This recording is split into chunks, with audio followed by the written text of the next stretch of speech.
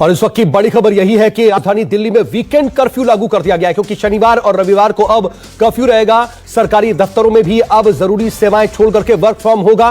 और दिल्ली के उप मुख्यमंत्री मनीष सिसोदिया इस वक्त प्रेस कॉन्फ्रेंस कर रहे हैं कोरोना को लेकर। नहीं होगा, लेकिन बस और मेट्रो अब फुल कैपेसिटी पे चलेंगे, ये भी डिसीजन लिया गया।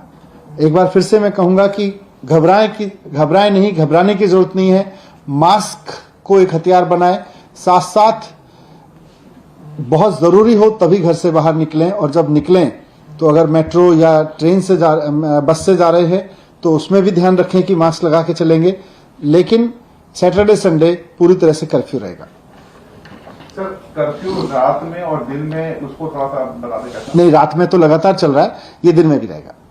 और इसमें एसेंशियल सर्विसेज के लिए किन किन कैटेगरी को आप लोग? एसेंशियल सर्विसेज पहले से पिछले दो साल से लगभग चल रहा है, तो खाने से लेके और मेडिकल से लेके और पुलिस और इस तरह की जितनी भी चीजें हैं एसेंशियल सर्विस में, इमरजेंसी सर्विसेज में, फूड आइटम, सब्जी और ये सब को नहीं रोका जाएगा। नहीं तो टीपी नहीं चल रही। तो दिल्ली के उप मुख्यमंत्री मनीष सिसोदिया इस वक्त प्रेस कॉन्फ्रेंस कर रहे थे। दरअसल राजधानी दिल्ली में कोरोना के बढ़ते मामलों को लेकर के स्थिति काफी ज्यादा चिंताजनक हो गई है। डीडीएमए के बैठक में कुछ देर पहले फैसला भी लिया गया है कि सरकारी ऑफिस में जरूरी सेवाएं छोड़ करके वर्क फ्रॉम होम लागू किया जाएगा।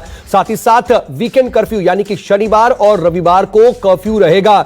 लगातार बहुत तेजी से कोरोना के केस बढ़ रहे हैं और पॉजिटिविटी रेट भी बेतहाशा बढ़ता दिखाई दे रहा है। और दिल्ली के मुख्यमंत्री अरविंद केजरीवाल खुद कोरोना पॉजिटिव हो गए हैं। उन्होंने ट्वीट करके इसके बारे में जानकारी भी दी और अपने संपर्क में आए लोगों से आइसोलेट अपने आप को करने की उन्होंने अपील भी की है। इसके बाद राजधानी दिल्ली में अब कोरोना की मौजूदा स्थिति को लेकर के फैसला लिया जा रहा है। कोरोना के केस लगातार बढ़ते दिखाई दे रहे हैं। पॉजिटिविटी रेट में भी काफी ज्यादा इजाफा राजधानी दिल्ली में देखा गया। इसके बाद सरकार आनन फानन में कड़े फैसले लेने को मजबूर हो रही है। शनिवार और रविवार यानी कि वीकेंड कर्फ्यू भी लागू करना पड़ा है।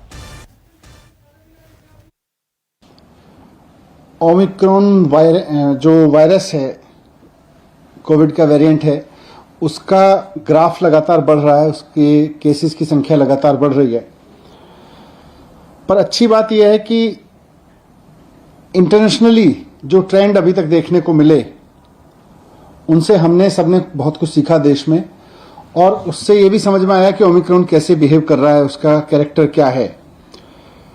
तो इससे नुकसान ज्यादा नहीं हो रहा। ये वही ट्रेंड शो कर रहा है जैसा ओमिक्रॉन ने दुनिया के और देशों में शो किया है।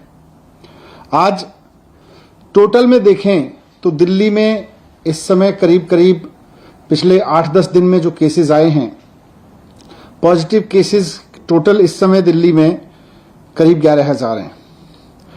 अब उन 11,000 में से हॉस्पिटल में देखें तो करीब 350 केसेस हैं।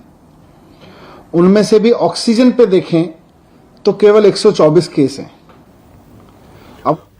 और देखिए, दिल्ली के उप मुख्यमंत्री जरूरी बातें बताते हुए कि आखिर कोरोना को लेकर के क्या कुछ अहम फैसले लिए जा रहे हैं। नमस्कार, मैं हूं मानक गुप्ता। अगर आपको हमारा ये वीडियो पसंद आया हो तो इसे लाइक और शेयर जरूर करें, और हां, हमें सब्सक्राइब और फॉलो करना ना भूलें ताकि आप देश और दुनिया की कोई खबर मिस ना करें। तो जुड़े रहिए हमारे साथ और देखते रहिए News 24।